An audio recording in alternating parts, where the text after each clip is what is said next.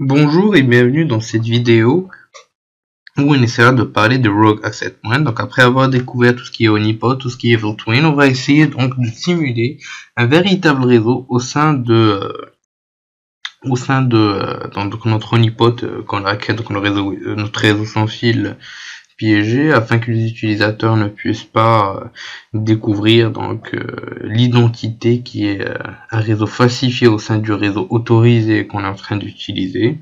Donc on va découvrir le principe du Rogue Access Point et on va aussi voir comment on pourra configurer ce dernier et le lier à notre interface réseau interne. Sans plus tarder, le plan de la présentation est le suivant. Nous allons commencer par une petite introduction, suivie par là où on mettra en œuvre le Rogue Access Point.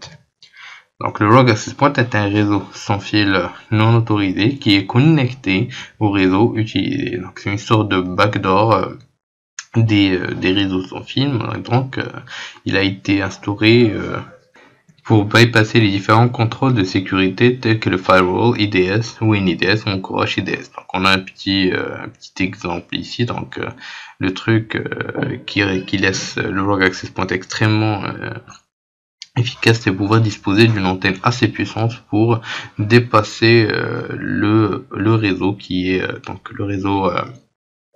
qui est autorisé à émettre le signal. Donc après, ce Rogue Access Point sera directement connecté au hacker qui va donc manipuler le trafic des différentes cibles comme il veut. Sans plus tarder, allons découvrir ça ensemble et en vidéo. Une fois au niveau de Kali Linux, la première chose à faire est de pouvoir vérifier notre carte Wi-Fi et pouvoir lancer un Kmanager notre carte Wi-Fi en mode monitoring. Comme vous pouvez le voir, on attend quelques secondes le temps du chargement de cette dernière. Ensuite, on va killer comme d'habitude les différents processus susceptibles de nous créer des problèmes. Donc une fois fait, donc on va juste vérifier si tout marche à merveille. On lance Airbase pour créer notre faux point d'accès en utilisant les SSID. Donc ce sera juste un petit exemple. Rogue-C pour channel 11 et notre interface W0 mon. Donc Airbase NG pardon. Donc voilà, il a été créé, donc il a été assigné à l'interface AT0. Donc maintenant nous allons ouvrir notre interface. Donc il faut savoir qu'il faut déjà avoir les outils Bridge Utils qui sont ajoutés. Sinon il faudra les installer grâce à la commande apt-get install bridge-utils. La première chose qu'on va faire, c'est ajouter un bridge, donc appelé Wi-Fi bridge grâce à la commande bridge control add bridge et Wi-Fi bridge. Maintenant, on va ajouter les deux interfaces, donc H0, notre interface locale, ainsi que l'interface créée par Airbase qui est AT0 à ce bridge.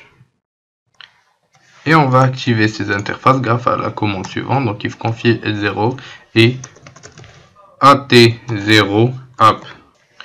Maintenant qu'on c'est fait, on doit activer l'IP forwarding afin de permettre la transition des paquets à partir de notre interface. Enfin, dans notre ordinateur, dans notre machine attaquante.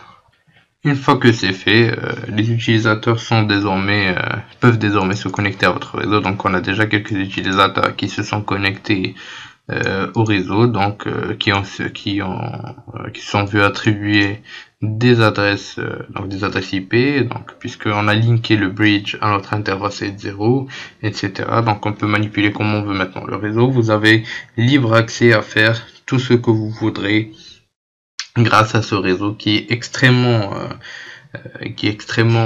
semblable aux réseaux qui sont autorisés pour la connexion des différents clients. Donc cela reste une mesure extrêmement intéressante et je rappelle que maintenant, donc dans la prochaine vidéo, nous allons voir comment effectuer des attaques man in the middle, S-dropping ou encore session hijacking. Donc c'est extrêmement intéressant, extrêmement dangereux. Donc ce que je vous conseille, c'est de ne pas utiliser ça à des fins non légales. Donc on est là pour vous apprendre comment utiliser les attaques et non comment détruire. Donc c'est principalement pour la défense.